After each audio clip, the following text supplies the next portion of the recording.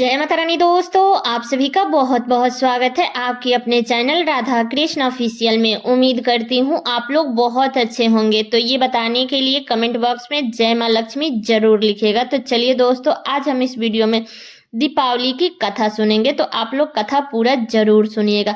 तो सबसे पहले आप सभी को दीपावली की ढेर सारी शुभकामनाएं।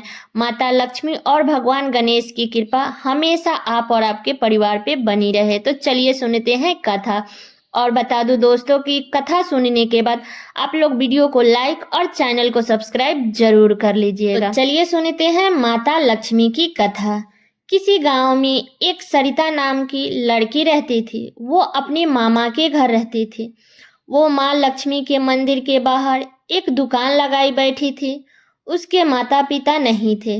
वह अपने मामा के घर रहती थी। उसके मामा फूल खरीद करके लाते थे और सरिता फूलों की माला बना करके मंदिर के बाहर बेचती थी। जो भी माँ लक्ष्मी के मंदिर में आता, माता लक्ष्मी के लिए फूलों का माला खरीदता और माँ लक्ष्मी को चढ़ाता।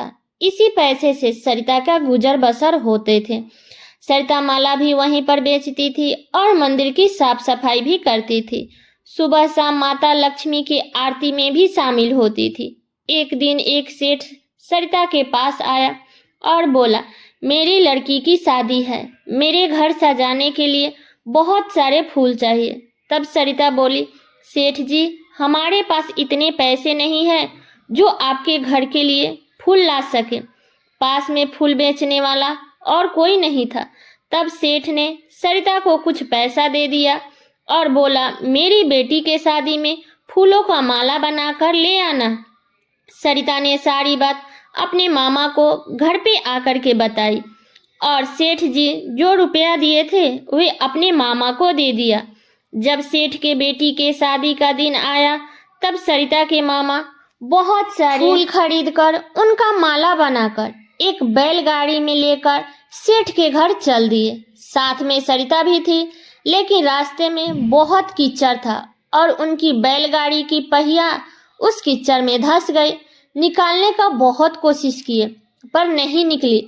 फिर कुछ गांव वालों को बुलाकर धक्का लगवाया तो बैलगाड़ी तो पलट गई और सारे फूल कीचड़ में गिर गया। फूल गिरने की वजह से सरिता और उसके मामा बहुत ही उदास हुए और सेठ जी के पास जाकर माफी मांगने लगे और बोले, सेठ जी, हम फूल तो लाए थे माला बना करके, लेकिन सब कीचड़ में गिर गया। सेठ जी, मुझे माफ कर दो। तब सेठ जी को बड़ा क्रोध आया और बोला, मेरा सब पैसा खा गया, अब मैं फूल किससे मंगवाऊं? रुको, मैं तुम्हें सुबह होने पर बताता हूँ। दोनों सरिता और उसके मामा बहुत डर गए और अपने घर चल दिए। अगले दिन सरिता जब अपने दुकान पर गई तो सब दुकान बिखरा पड़ा था। उसका दुकान सेठ ने तोड़वा दिया था और सरिता का दुकान तोड़कर बदला लिया था। फिर सेठ ने अपनी बेटी की शादी जैसे तैसे किया, लेकिन मंदिर के पुजारी से बोला कि अगर यहाँ सरिता और उसके मामा यहाँ फूल बेचते हैं तो तुम्हें मंदिर में नहीं रहने दूंगा।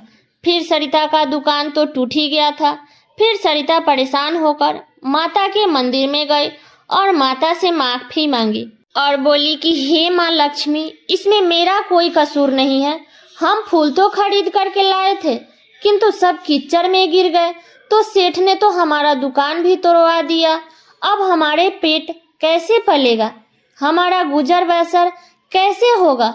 अभी सरिता माँ लक्ष्मी से बात कर ही रही थी कि इतने में सेठ आकर बोला, तुम कल से मंदिर मत आना, नहीं तो सेठ मुझे भी नहीं रहने देगा।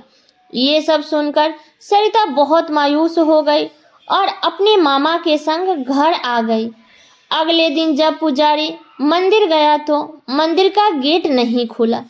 पुजारी ने गांव वालों को बुलाकर पट खोलने की कोशिश की, लेकिन पट खुली ही नहीं।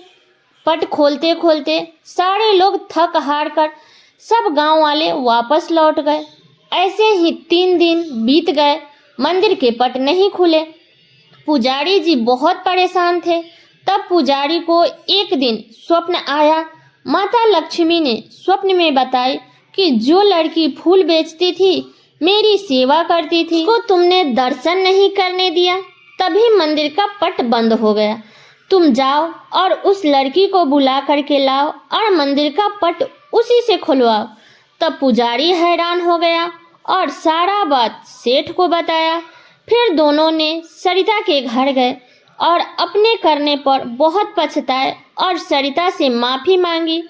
इस तरह सेठ जी और पुजारी सरिता और उसके मामा से क्षमा याचना किया और बोले कि बेटी, जब तक तुम मंदिर का पट नहीं खोलोगी तब तक मंदिर का पट नहीं खुलेगा।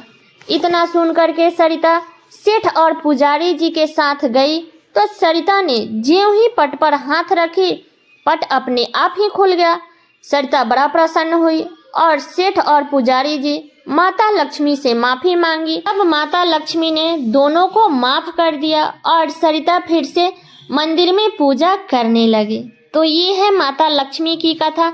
तो हे माँ लक्ष्मी, जैसे आपने सरिता पर कृपा की, वैसे ही जो इस कथा को कह रहा है, जो इसको सुन रहा है और जो इसमें हुंकार भर रहा है, सबका भंडार भरे रखिएगा।